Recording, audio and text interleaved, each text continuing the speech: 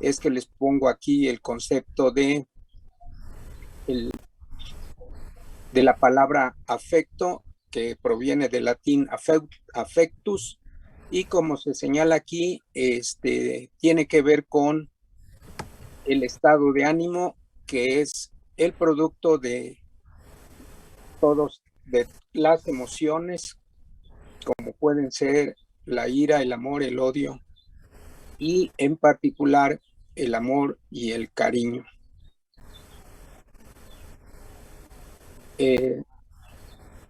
Déjenme ver.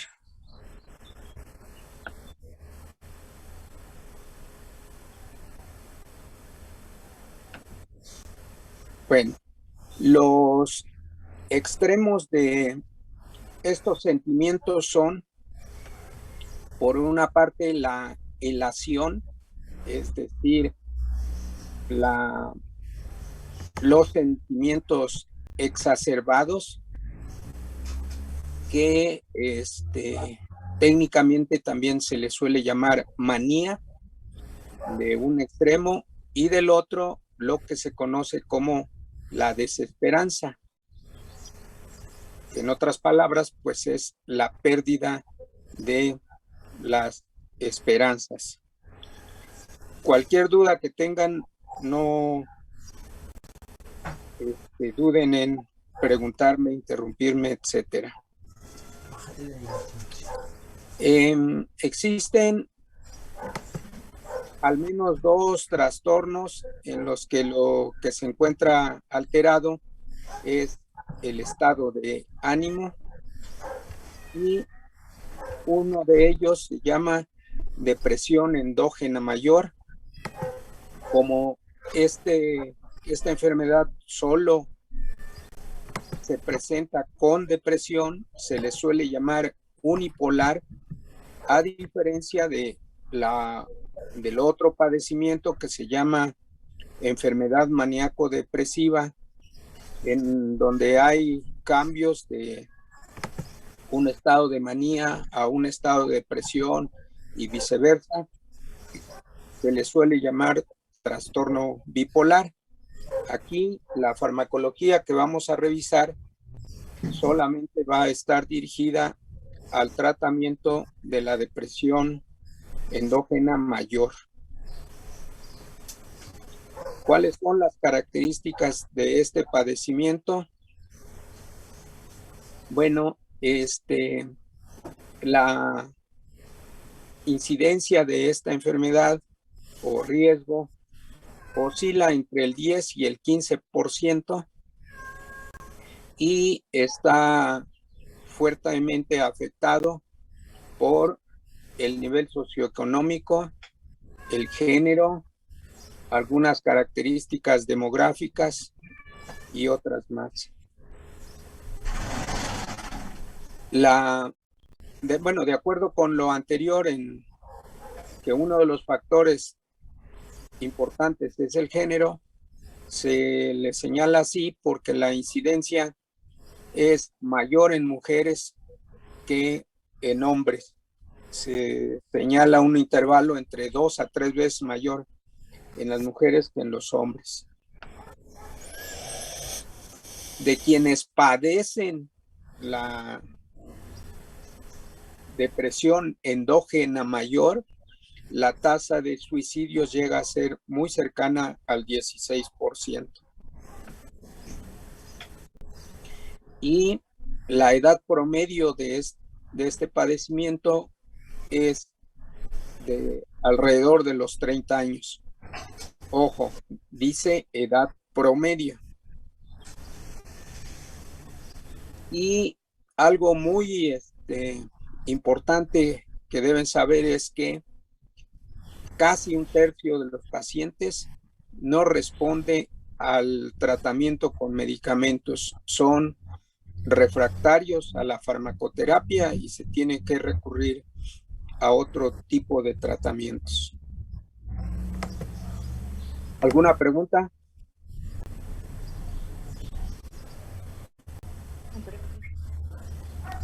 No, profe. Bueno, pues la depresión Es un padecimiento de alta prevalencia, muy discapacitante, etcétera, que hasta Jaime Sabines hizo una poesía con su estado de ánimo. Esta es una característica muy frecuente en quienes padecen depresión, las ganas de llorar. Los signos y síntomas de la enfermedad más importantes. Es frecuente que las personas presenten anedonia y o tristeza. Estos son los dos sentimientos cardinales más importantes de una persona que padece depresión. Y adicional a la anedonia y tristeza o tristeza, también pueden presentar 2 o 3 de los siguientes signos, síntomas: desesperanza, culpa, baja autoestima, disminución o aumento del apetito y del peso, porque se correlaciona el hecho de comer mucho o comer poco con el peso corporal. Suelen presentar agitación psicomotora o letargia, o sea, cualquiera de las dos. Y no es extraño que tengan ideas mórbidas y suicidas permanentes.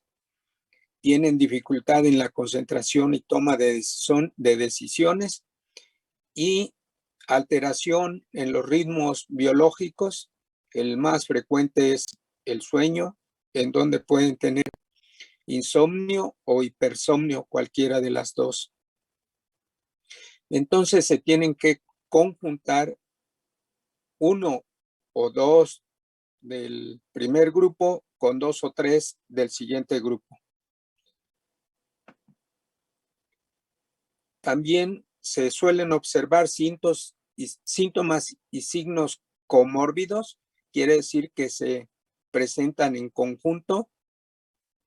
La ansiedad, que ya el maestro Valentín les había mencionado que es algo importante en las personas que padecen depresión. Disfunción sexual, déficit cognitivo, ritmos biológicos alterados. Aquí, bueno, ya les hablé del sueño, pero también pueden tener alteración en algunas hormonas, como vamos a ver, molestias somáticas y dolor. Aunque el dolor ya actualmente se le considera como uno de los posibles signos que se manifiestan en este padecimiento. De las enfermedades comórbidas más comunes con la depresión, otra vez la ansiedad, la drogadicción, esto es algo que se ha observado en quienes tienen este padecimiento, psicosis. También es frecuente la depresión en los enfermos de Parkinson, en quienes han tenido algún infarto, quienes padecen enfermedad de Alzheimer, diabetes, enfermedad cardiovascular en general, osteoporosis, hepatitis, dolor crónico. Es decir, todas estas personas, quizá a consecuencia de estas enfermedades, algunas de ellas neurodegenerativas, pues no es extraño que también padezcan depresión.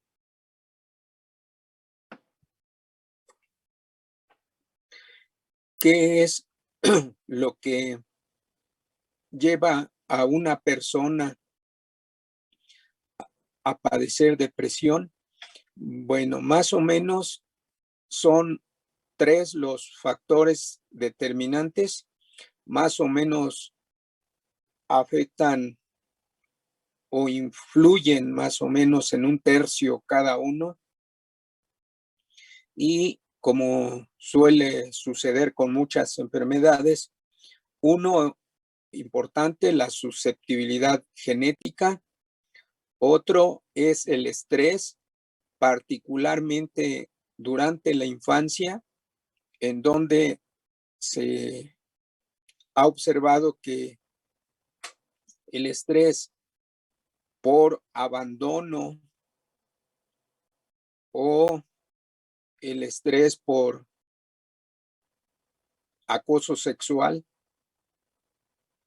por abuso en la infancia y más otros factores ambientales son los que pueden llevar a desencadenar que una persona padezca depresión. Bueno, estos tres factores al final tienen como consecuencia que haya alteración en el funcionamiento de los neurotransmisores. Son varios los neurotransmisores que se sabe están implicados en la depresión, pero de ellos los más comunes son las monoaminas, particularmente la noradrenalina, la serotonina y la dopamina.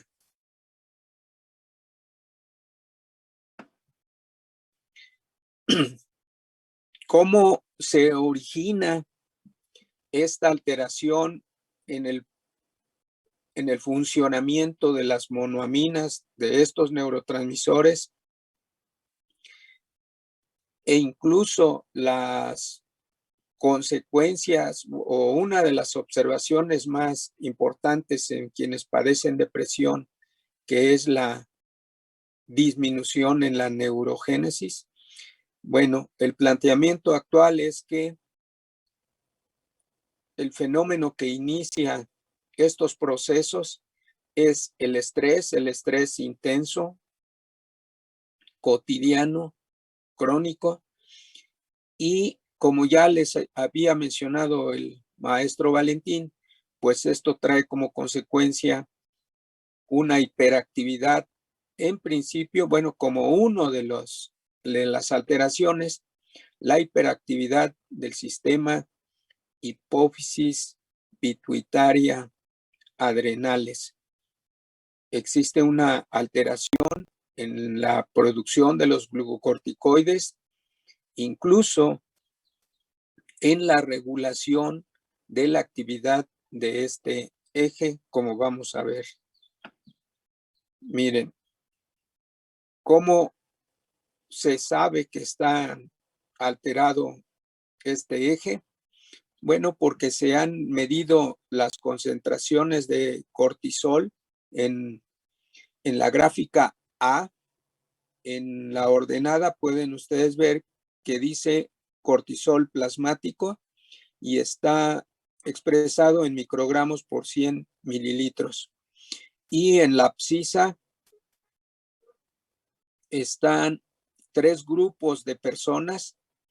Están un grupo de personas sanas, y vean que este grupo de personas sanas, estos son los niveles de cortisol en su plasma, que son muy parecidos a las concentraciones de cortisol plasmática de pacientes que padecen algún padecimiento psiquiátrico, pero que no es la depresión.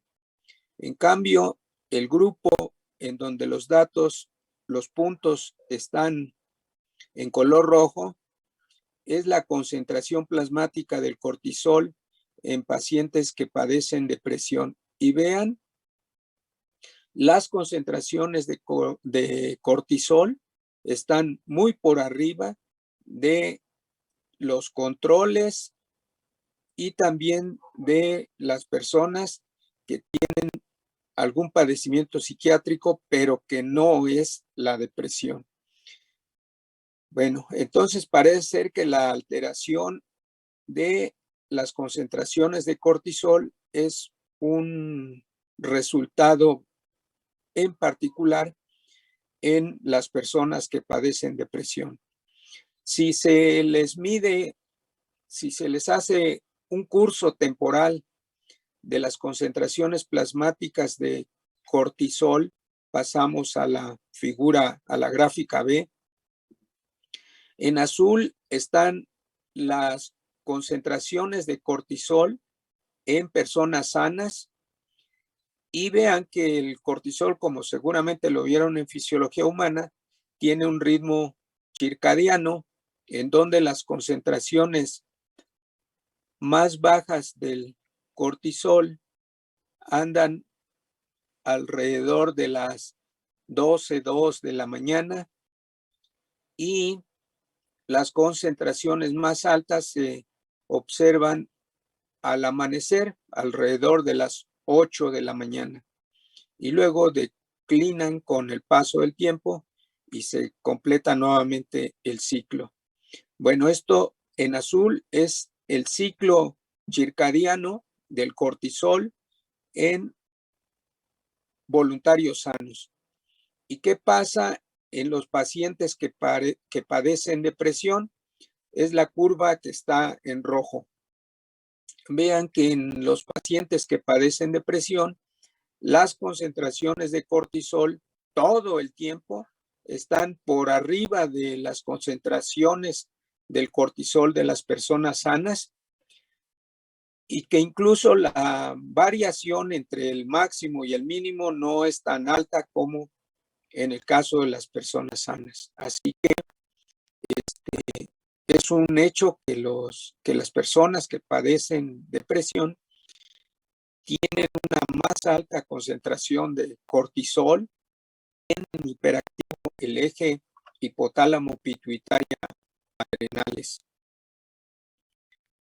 En la gráfica C es un experimento que se hace con el grupo de personas sanas y con el grupo de personas que padecen depresión.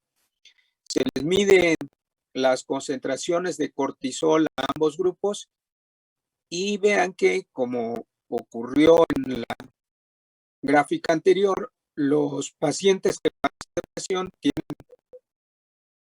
concentraciones de cortisol por arriba de las personas sanas y luego aquí en cierto momento se les administra dexametasona.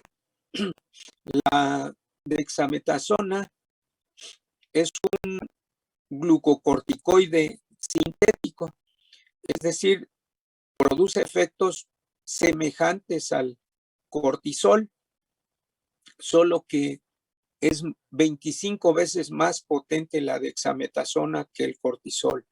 Bueno, como vieron ustedes, en el caso del eje hipotálamo pituitaria adrenal, los glucocorticoides ejercen retroalimentación negativa sobre la adenohipófisis o pituitaria y sobre el hipotálamo. Entonces, cuando se administra dexametasona, esta dosis de dexametasona actúa como si se tratara del cortisol, como si súbitamente se hubiera elevado el cortisol, y en las personas sanas vean que se suprime la producción de cortisol, casi se reduce a cero y se mantiene durante muchas horas después de la administración de la dexametasona. Cuando se hace lo mismo, pero en los pacientes que padecen depresión, vean que en los pacientes que padecen depresión, la supresión inducida por la dexametasona de la producción de cortisol no es tan intensa como en los sanos, y no solo eso, sino que pasadas algunas horas, como 8 horas, se comienza a recuperar nuevamente las concentraciones de cortisol que tenía previamente, cosa que no ocurre en una persona sana. Esto significa que los pacientes que padecen depresión no solo tienen el cortisol más alto, sino que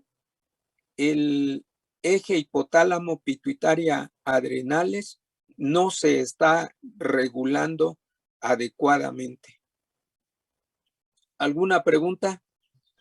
Maestro, ¿me Sí, escucha? sí, claro.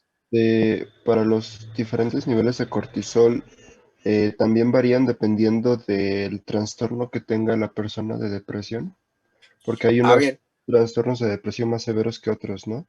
sí, claro, sí. Aquí, digamos que estamos hablando de la depresión endógena mayor, es decir, un nivel alto de este padecimiento. Sí, porque hay otros que se manejan como depresión, pero no son tan intensos, lo que se suele llamar como distimia.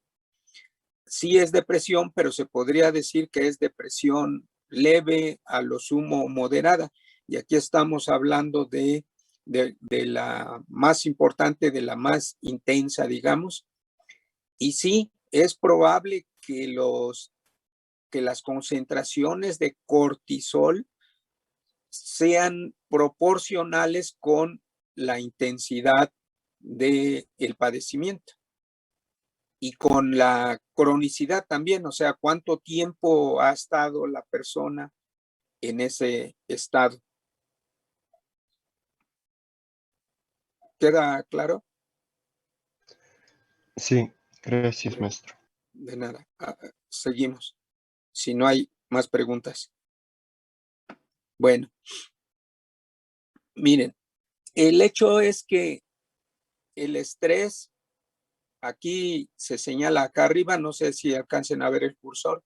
Bueno, el estrés que puede ser o deberse a que una persona esté en contacto con la adversidad desde niño, digamos, que tenga conflictos interpersonales y algo muy importante que puede conducir a la depresión es lo que se conoce como aislamiento social, que tiene que ver o que tiene relación con lo que les comentaba en diapositivas anteriores, lo que se le llama abandono. Esto es lo que iniciaría la activación del eje.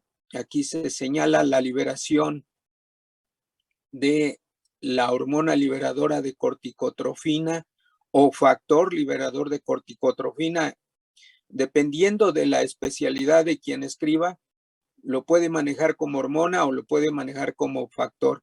Cuando son endocrinólogos dicen hormona y cuando son investigadores del área de neurociencias prefieren llamarle factor, porque en realidad, como ya lo bosquejó la vez pasada el maestro Valentín, no funciona solamente como hormona, también es un neurotransmisor. Bueno, entonces el caso es que se activa el hipotálamo, se produce la hormona liberadora de corticotrofina o factor liberador, y esto lleva por un lado a la activación del eje, como ya lo mencionamos, pero también se produce activación del locus ceruleus.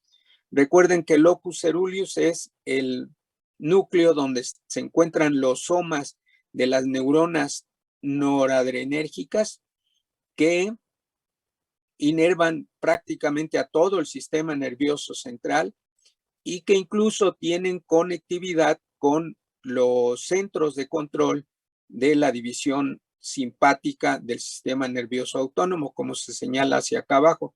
Si pueden ver, aquí está dibujada la cadena de ganglios paravertebrales. Entonces, esta hiperactividad del sistema hipotálamo hipofisadrenal va a traer como consecuencia la activación simpática, la activación del eje mismo, y esto va a traer como consecuencia que se produzcan un fenómeno semejante a la inflamación que como el simpático a través de la noradrenalina y en algunos casos de manera directa a través de las células dendríticas pueden activar al sistema inmunológico. y esto trae como consecuencia que se produzca un proceso proinflamatorio por producción de citocinas.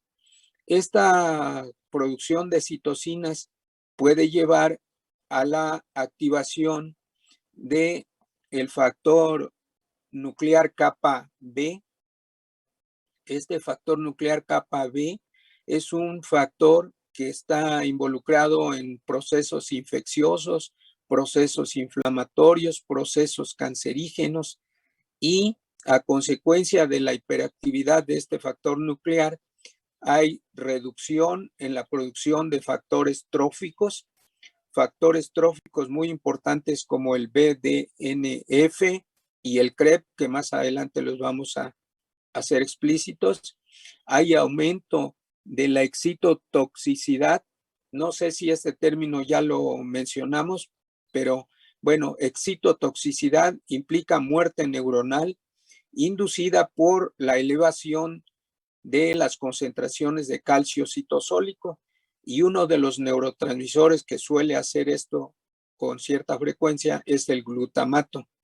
Y vean aquí, también esto trae como consecuencia reducción en las monoaminas. ¿Cuáles? Las que ya mencioné: noradrenalina, dopamina y serotonina.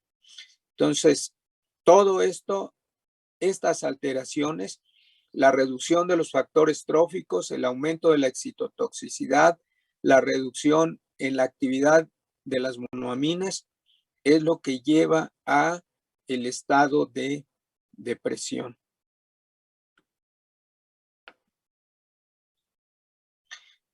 Y aquí, en este esquema, presentamos cómo es que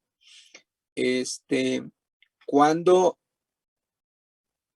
el sistema nervioso central, particularmente la corteza prefrontal, vean, esto es muy importante, la corteza prefrontal es el sitio del sistema nervioso central, el sitio de la corteza, en donde se llevan a cabo la toma de las decisiones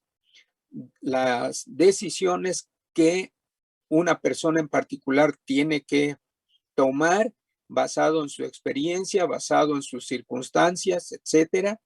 Pero no es extraño, pues, que bajo estrés exista falla para enfrentarse con el estrés, y esto, como ya lo mencionó el maestro Valentín, lleva a activación de la amígdala y del eje hipotálamo pituitaria adrenales.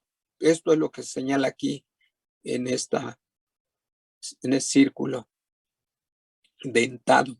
Bueno, y de la activación de la amígdala y el eje hipotálamo pituitaria adrenales, la consecuencia, a través de lo que acabamos de ver, excitotoxicidad baja en los factores tróficos, lleva a afectación del hipocampo. Y aquí dice daño hipocámpico. El daño hipocámpico consiste en que las células hay encogimiento o contracción de las células, muerte celular, y particularmente en este sitio, en el hipocampo, disminuye la neurogénesis, la producción de nuevas neuronas.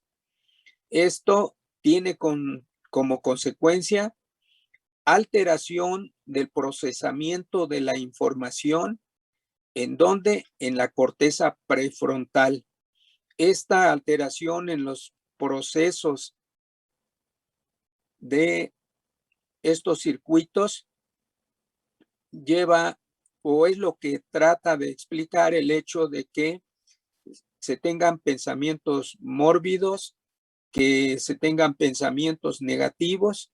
Esto es porque no se está procesando adecuadamente la información. Y esto es lo que lleva al final a los síntomas que se observan en la depresión. ¿Alguna pregunta? Bueno, como uno de los procesos importantes es la reducción en la neurogénesis del hipocampo, aquí les presentamos en esta zona es donde se encuentra el hipocampo en un cerebro completo. Si lo amplificamos, más o menos el hipocampo tiene esta forma. Y de estas dos, bueno, de esta forma del hipocampo, de acuerdo con su organización, hay dos capas muy importantes. La capa de células granulares que está en cafecito en todo el cuerpo del hipocampo, y la capa que está como en naranja, que se llama zona subgranular. Entonces, si amplificamos esta parte y vemos la zona subgranular, aquí en C, es en donde se lleva a cabo en condiciones normales la neurogénesis. Aquí las células progenitoras neuronales se encuentran presentes, están dando origen a células hijas y que con el paso del tiempo comienzan a madurar y se tiene, por ejemplo, esta que está como en moradito que dice neurona inmadura. Me dijo mamá, sí, está bien. Nada más hay que checarlo como... El micrófono, por favor. Bueno. Y con el paso del tiempo, esta neurona inmadura suele pasar a ser ya una neurona madura, a formar conexiones sinápticas, si es que se va a quedar aquí mismo en el hipocampo, porque algunas de estas neuronas pueden migrar y uno de los sitios a donde suelen migrar es a la corteza prefrontal. Entonces, en este lugar es donde se suele producir las neuronas y es uno de los sitios donde claramente se ha demostrado la neurogénesis, incluso en cerebros adultos. Bueno, ¿cómo se desarrolla la neurogénesis? ¿Cómo se relaciona la neurogénesis con la depresión?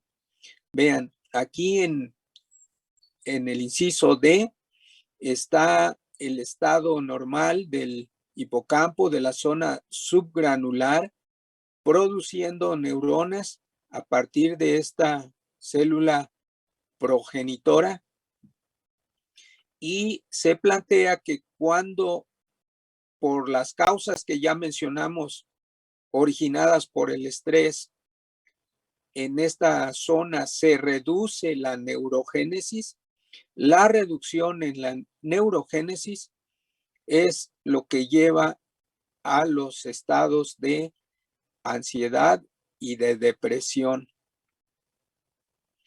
Cuando a un paciente que padece depresión se le da tratamiento antidepresivo, entonces los tratamientos antidepresivos lo que hacen es restaurar la neurogénesis y con ello se mejora el estado de ánimo. Entonces, es muy importante que se restaure la neurogénesis. Se ha observado, se sabe que todos los tratamientos que funcionan contra la depresión son tratamientos que aumentan la neurogénesis. ¿Alguna pregunta?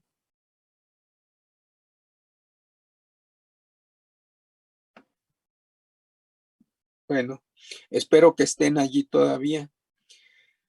En resumen de lo que les acabamos de decir, aquí está una neurona con sus dendritas, con sus botones sinápticos de un cerebro sano. Vean que cuando se trata del cerebro, de un cerebro que ha estado sometido a estrés, que tiene altas concentraciones de glucocorticoides, que se reduce la producción de factores tróficos. Este es uno de los más importantes, el BDNF. Factor BDNF quiere decir factor neurotrófico derivado del cerebro. Entonces, cuando hay baja en este factor trófico, vean que las dendritas, los botones sinápticos sufren una especie como de poda, se comienzan a atrofiar y esto reduce la sobrevivencia de estas neuronas. Con el tratamiento con antidepresivos hay aumento, aquí nada más señalan a dos monoaminas, la noradrenalina y serotonina, pero también las dopaminérgicas, aumento en la producción de este factor trófico y vean, las neuronas se recuperan y con ello el estado de ánimo.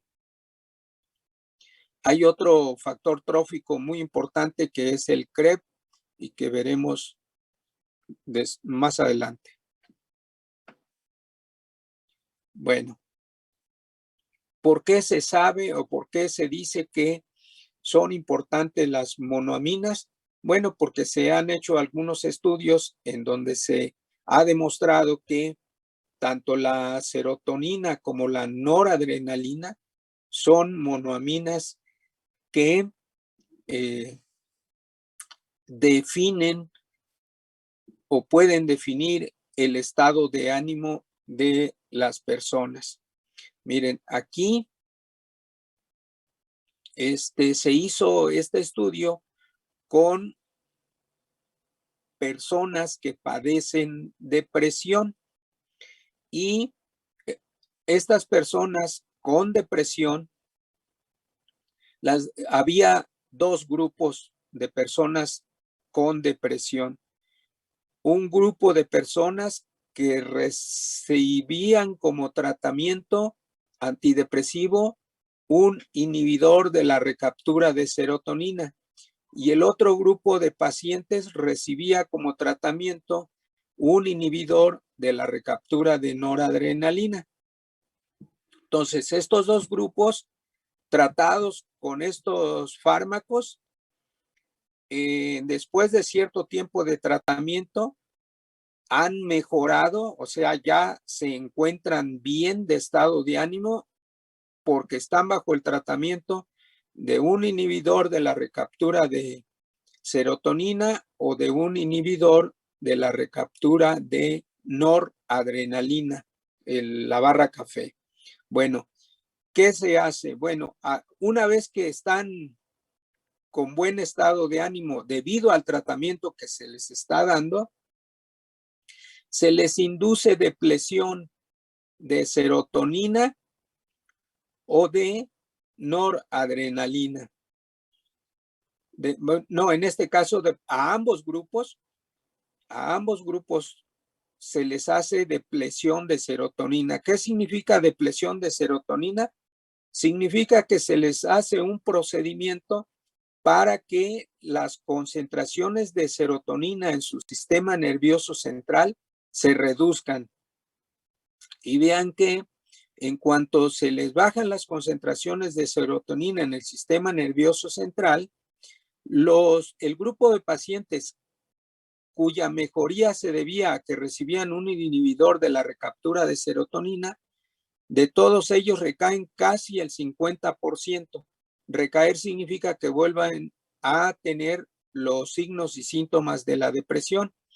En cambio, el grupo que recibe como tratamiento un inhibidor de la recaptura de noradrenalina, a pesar de que le bajen la serotonina, sí hay un 10% que recae, pero es mucho menor que los que recaen y que estaban recibiendo serotonina. Digo, un inhibidor de la recaptura de serotonina.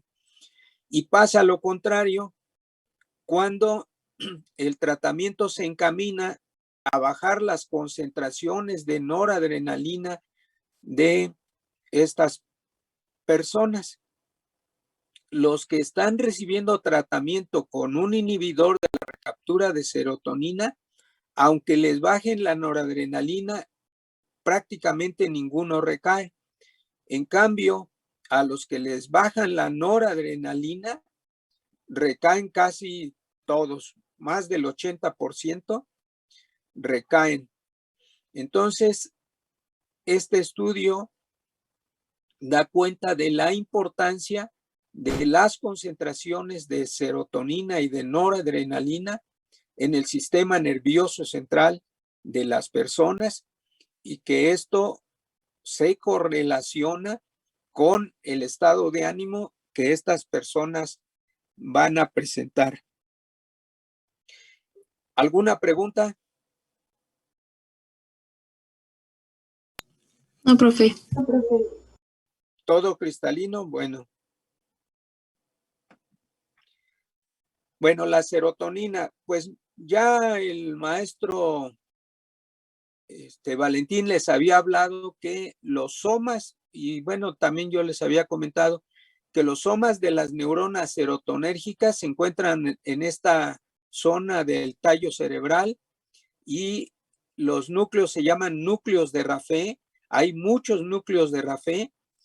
Para nuestro caso, el más importante es el que se llama núcleo de Raffé dorsal, que es el que envía las proyecciones hacia el sistema límbico y hacia la corteza cerebral.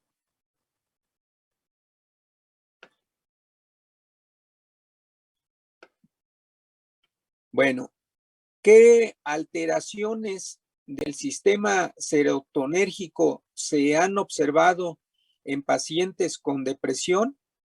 Bueno, todas estas.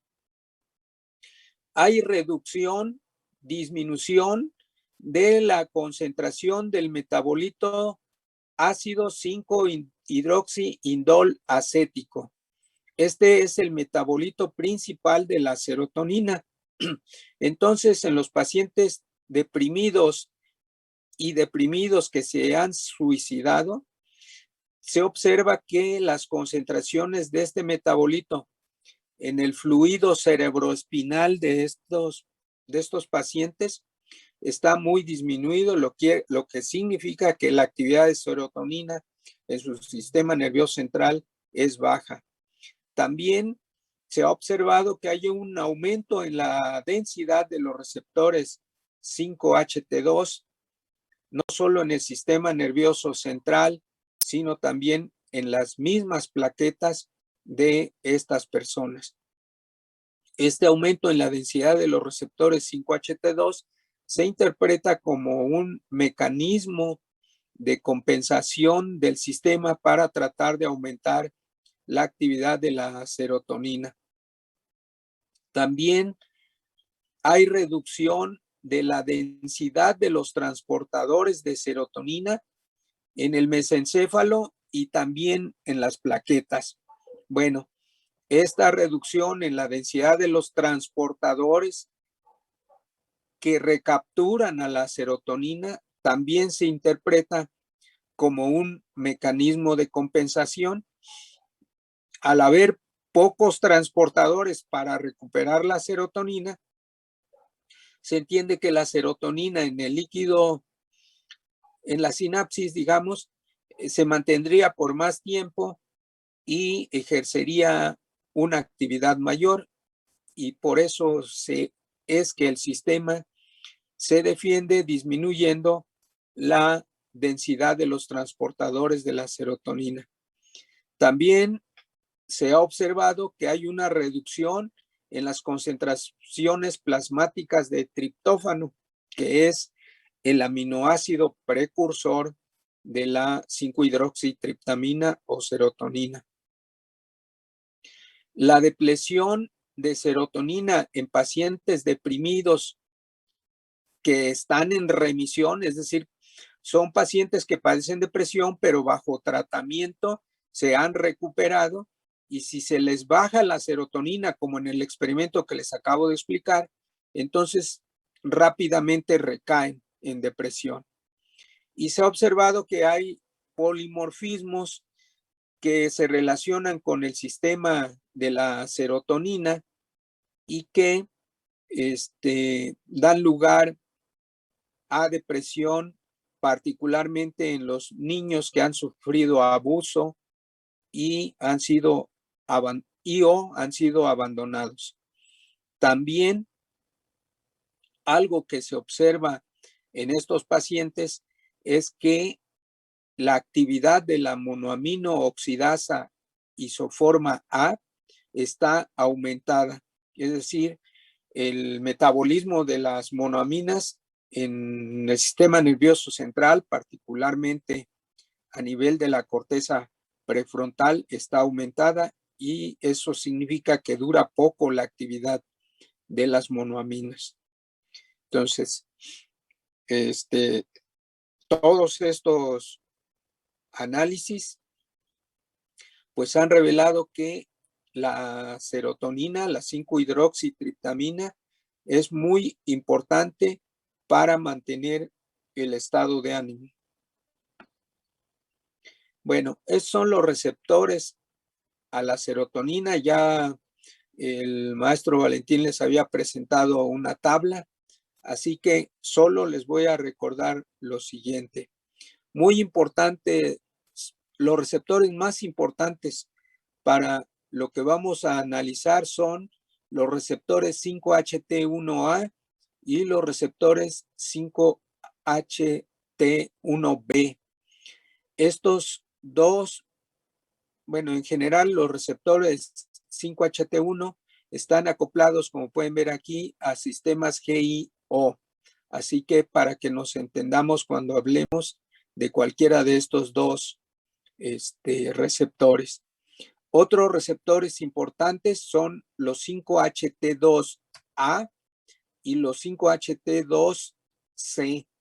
Entonces, vean que tanto los tres subtipos de receptores 5-HT2 están acoplados a una proteína GQ.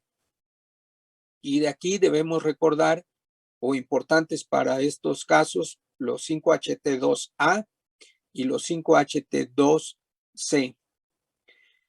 Y nada más. Entonces, 5-HT1A, 5-HT1B acoplados a GIO y 5-HT2A y 5-HT2C acoplados a GQ.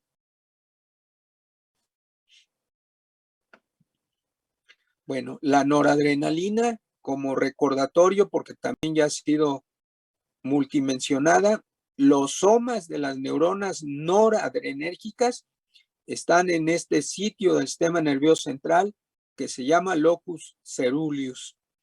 Entonces, en este sitio están los somas y envían proyecciones hacia el sistema límbico, hacia la corteza y también hacia la médula espinal. Y bueno, también aquí muy importante la conexión del locus ceruleus, el envío de proyecciones hacia el hipotálamo, que es donde activa la división simpática del sistema nervioso autónomo. ¿Qué alteraciones del sistema noradrenérgico se han encontrado en los pacientes con depresión? Pues son muy parecidas a las de la serotonina. Hay baja en las concentraciones de los metabolitos de la noradrenalina en el fluido cerebroespinal. ¿Cuál? Por ejemplo, el ácido vanillil-mandélico. Hay aumento de la densidad de los receptores adrenérgicos beta en la corteza cerebral de las personas que se suicidaron. Entonces, este aumento de estos receptores se entiende como un mecanismo de compensación que trata de ayudar a que el nivel del estado de ánimo no decaiga tanto. Luego, el estrés aumenta la actividad de los circuitos noradrenérgicos. ¿Cuáles? Pues el que hemos estado viendo una y otra vez. Aumenta la actividad de las neuronas noradrenérgicas en el locus ceruleus. Este aumento de la actividad de estas neuronas en el locus ceruleus, lo mínimo que produce es ansiedad. Entonces, ansiedad con todas las manifestaciones autonómicas también. También aquí es importante el aumento en la actividad de la monoamino oxidasa isoforma A. También lo que ya revisamos en la diapositiva anterior, si producimos depresión de noradrenalina en pacientes que padecen depresión pero que están aliviados por algún tratamiento, entonces recaen si se les baja la noradrenalina. Y otras observaciones son, por ejemplo, esta, que la respuesta a la secreción de hormona de crecimiento cuando se administra clonidina está disminuida en estos pacientes, cosa que no ocurre en las personas sanas. Cuando a una persona sana se le administra clonidina y se le mide la hormona de crecimiento, hay un pico de hormona de crecimiento en respuesta a la administración de clonidina. Y esto es lo que se ve atenuado en una persona con depresión, lo que significa que la densidad de los receptores alfa 2 en esta persona están disminuidos. Y los inhibidores selectivos de la recaptura de noradrenalina son agentes antidepresores muy efectivos. Bueno, entonces por todas estas razones no hay duda de que también el sistema noradrenérgico central se encuentra alterado en una persona que padece depresión. Y por otro lado, la tercera monoamina importante es la dopamina. Vean que en particular aquí, en el área tegmental ventral, están los somas de las neuronas dopaminérgicas que proyectan hacia el sistema límbico, el color amarillo, y en color como rosa, las proyecciones axónicas hacia la corteza cerebral, de particular importancia en este caso la corteza prefrontal. Entonces, estos dos circuitos dopaminérgicos son muy importantes para el caso de las personas que padecen depresión. La dopamina que va hacia el sistema límbico, particularmente el núcleo accumbens. Si recuerdan, uno de los signos cardinales es la anedonia, y la anedonia está relacionada con la baja actividad dopaminérgica aquí en el núcleo accumbens. Bueno, ¿cómo Profe, sabemos? Sí. Perdón, ¿en dónde dijo que estaban los somas? En el área tegmental ventral. Entonces, repito, en el área tegmental ventral están los somas de las neuronas que proyectan al sistema límbico y de las que proyectan hacia la corteza prefrontal. ¿Sí? Bueno, las alteraciones que se han observado en el sistema dopaminérgico son, bueno, ya vimos, la dopamina es el neuromodulador más importante que media las sensaciones de placer, y como uno de los signos cardinales de la depresión es la anedonia, pues no puede presentarse anedonia si el sistema dopaminérgico no está alterado, al menos funcionalmente. Entonces, el hecho de que la anedonia sea un signo muy frecuente en los pacientes que padecen depresión da cuenta de que la dopamina está alterada. También, como se señala aquí, los pacientes que padecen enfermedad de Parkinson, y el Parkinson es una alteración, una baja en la actividad del sistema dopaminérgico en el sistema nigroestriadal, entonces también se ha observado que las personas que padecen Parkinson es donde hay un alto índice de depresión. Esto significa que la dopamina no solamente la tienen alterada en el sistema nigroestriadal, sino que también puede estar alterada en los circuitos que les acabo de mencionar, en el circuito mesolímbico cortical. Hay reducción en el transportador de la dopamina como mecanismo compensador, así como en el caso de la serotonina y noradrenalina. También como mecanismo de compensación, aumento de la densidad de los receptores D2, D3 en el sistema nervioso central. También hay reducción de los metabolitos de la dopamina en el fluido cerebroespinal. También común a las 3 monoaminas, aumento en la actividad de la monoamino oxidasa tipo A.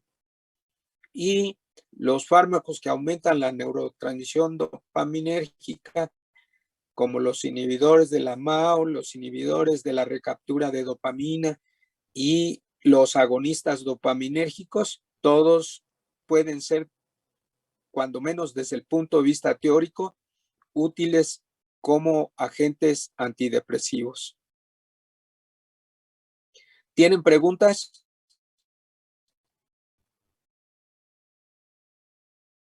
No, profesor. Bien. Existen algunos modelos experimentales para evaluar el nivel de depresión o el estado de depresión, si lo hay, en animales. Una de las pruebas más ampliamente utilizadas es esta prueba que se llama prueba de nado forzado. En esta prueba se ponen a las ratas en un cilindro como este. Aquí señalan las dimensiones, 20 centímetros de diámetro. El agua se les pone entre 23 y 25 grados Celsius para que no tengan frío. Y se les pone más o menos a un nivel de agua como de 30 centímetros más o menos, para que la rata pueda nadar y no tenga la posibilidad de tocar o apoyarse en el fondo. La medición se hace en 2 sesiones. En el primer día se les introduce en el agua durante 15 minutos. No se les mide nada, nada más se les pone ahí en el agua para que pues aprendan que tienen que sobrevivir. Por supuesto, ninguna rata dejada a 15 minutos se ahoga. Entonces se les saca, se les seca cuidadosamente, se les pone en su jaula y al siguiente día solamente se les vuelve a introducir en el cilindro con agua, pero solo se les deja 5 minutos y se mide, de esos 5 minutos, se mide cuánto tiempo invierte la rata en nadar, cuánto tiempo invierte la rata en tratar de subir por las paredes del cilindro, eso se llama escalamiento, y cuánto tiempo permanece la rata inmóvil, sin nadar, nada más con los movimientos mínimos para flotar, sin tratar de escalar, y eso se le llama inmovilidad. Y la inmovilidad es un correlato del estado de depresión del animal. Cuanto más tiempo permanezca inmóvil, se relaciona con que la rata tiene un nivel de depresión mayor.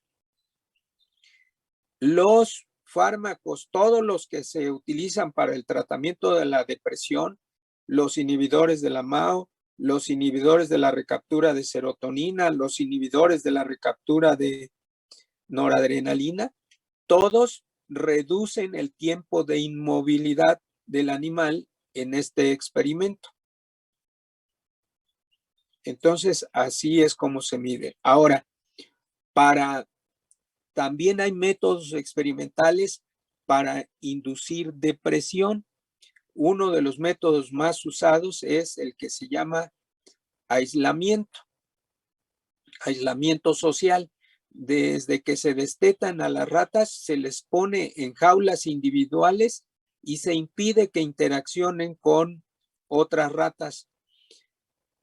Bueno, que interaccionen directamente y pueden estar en el mismo cuarto, pero cada quien en su jaula, y esto induce lo equivalente en un humano a un estado de depresión.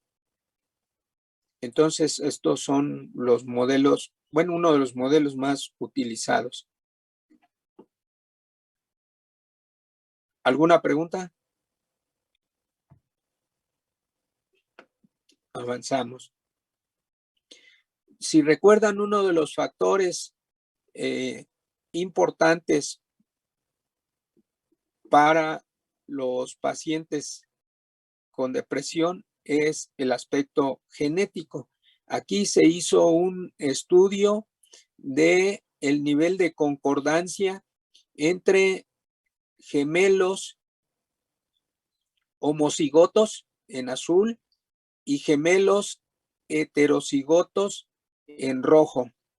Entonces, si observamos aquí la depresión endógena mayor, vean que el nivel de concordancia en los gemelos homocigotos ronda el 60%, en tanto que en los gemelos heterocigotos anda por el 30%.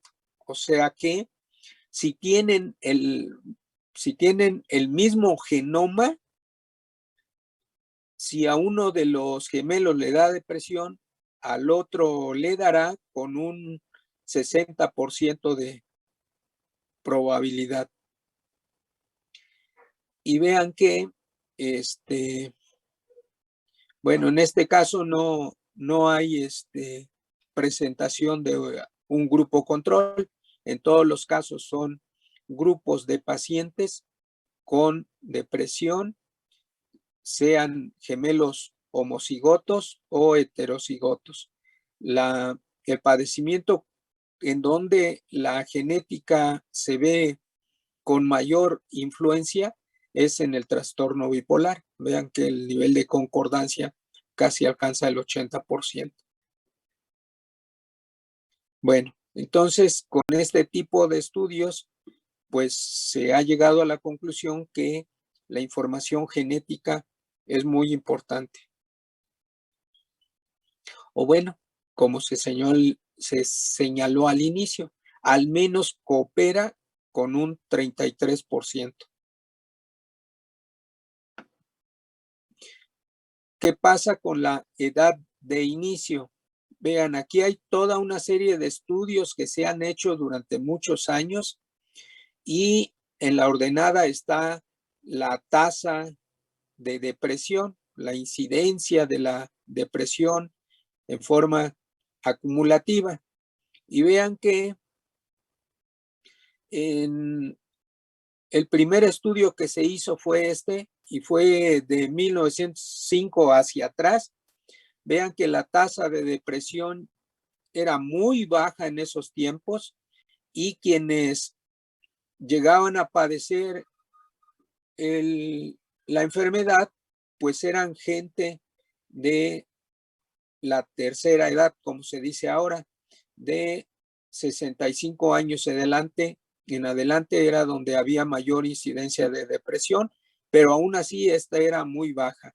En la medida en que ha avanzado el tiempo, vean estos estudios que abarcan estos periodos en años, vean que la tasa de incidencia se ha ido incrementando, la pendiente del incremento es cada vez mayor con la edad, es decir, que a edades más tempranas se está presentando la depresión y esto es lo más parecido a nuestra situación. No se ha vuelto a hacer otro recuento, pero vean que aquí ya la depresión inicia incluso en personas tan jóvenes, en adolescentes de 15 años y a partir de allí se dispara y vean que las tasas de depresión pues son cada vez mayores. ¿Alguna pregunta? Ya son 9:22. Aquí le vamos a dejar y mañana continuamos.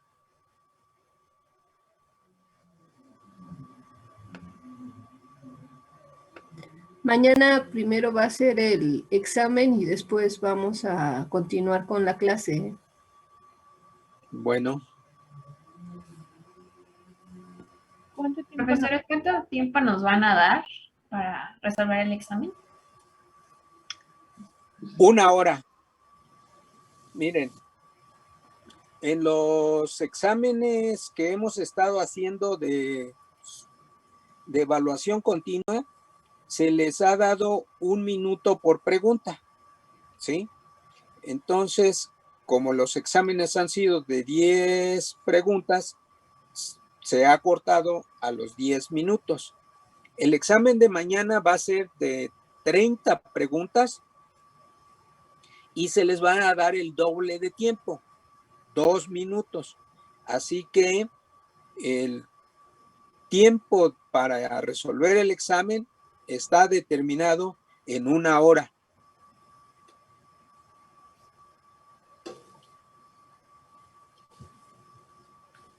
¿Queda claro? Sí, profe, gracias.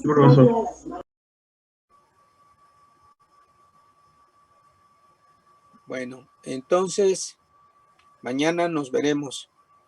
Cualquier problema que tengan para conectarse o eso, inmediatamente pues le avisan a alguien para que nos pueda avisar. Como hoy.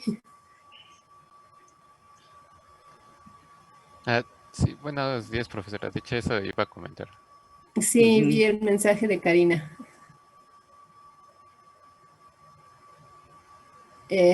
Pues te tienes